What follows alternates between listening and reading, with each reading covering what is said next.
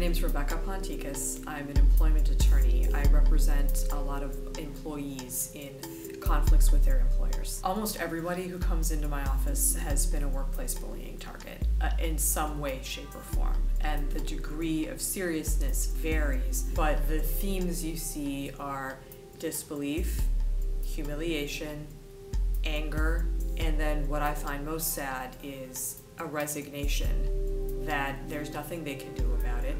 They have to learn to move on with the humiliation that they've experienced. They will not likely get any redress, and they will have to find a way to live with how they've been made to feel and still salvage their worth as a human being.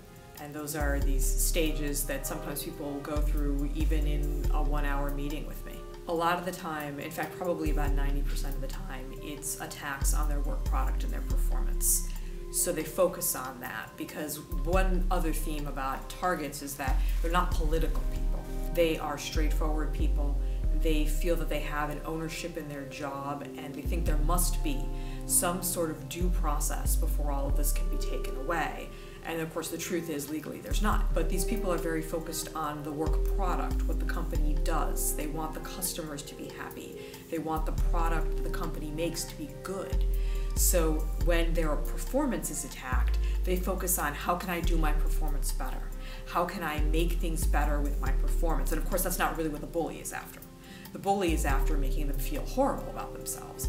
And the bully has intuited it that the best way to do this is to attack their performance. But when they come to me, what they are talking about is why my performance wasn't what the bully said it was. But most of the time when a target comes to my office to complain, there's almost nothing legally that I can tell them. So I switch to, okay, let's talk about your work environment within a legal structure where you have very little rights, and if you sue or write a demand letter, you're going to get very little redress and very little satisfaction out of it. I almost always advise targets to find a new job. I don't think that going to human resources is at all effective, and I think it just makes things worse for the target. Human resources, which most targets don't understand this, they think human resources is their union. It's not.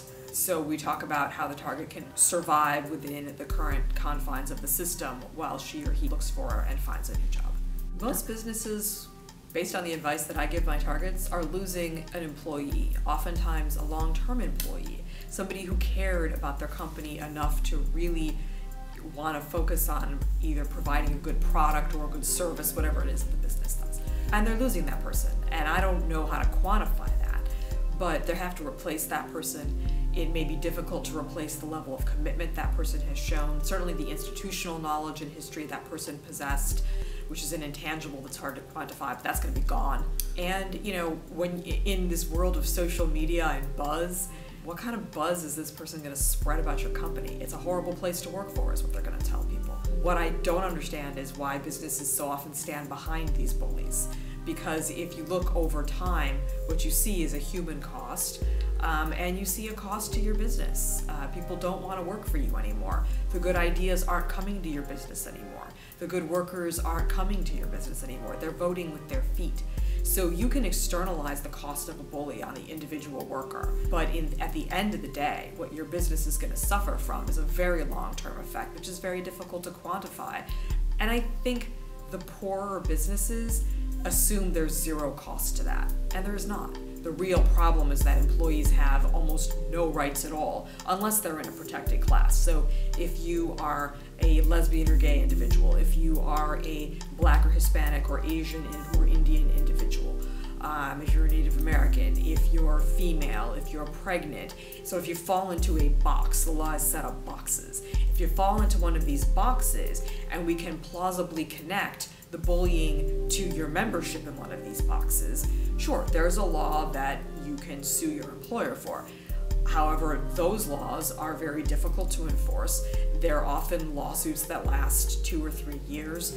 And at the end of the day, a lot of plaintiffs that go through the system end up feeling like they've been through a sausage machine, and they come out at the other end of it not really feeling like they got redress. What employees in general need is a better system and more rights without putting them into certain boxes. So why do we need a law? We need a law because people's labor actually means something.